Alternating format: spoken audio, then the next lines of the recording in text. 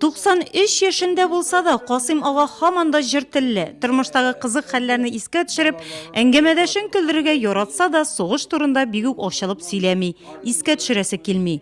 Кулындагы яраларын күрсәтеп алса да, күңелдәге яраларны кузгалтырга теләми. 17 яшеннән фронтка алына ул.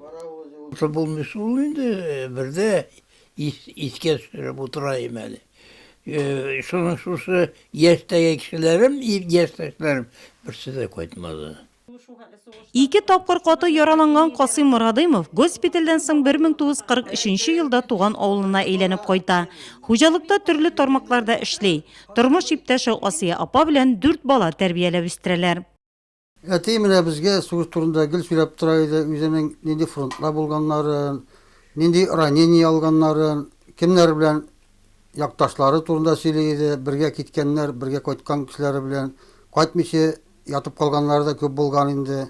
Волков фронтында булган, аның ранение кул башына ни кергән, менә монда пуля кергән, яны аннан соң комиссия иткәннәр, ул комиссия итеп Екатеринбурглардан, Чиләбеләрдән, Уфалардан монда кайткан. Монда кайтып шул терелгәч инде, шул эштә колхоз эшендә эшли башлаган инде.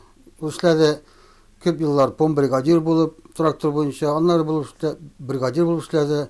Инде ахыргы вакытларында аннан соң электрик булып эшләде. Аннан соң связьгә күчте, связьдә эшләде, шуннан аннан соң пенсиягә чыкты.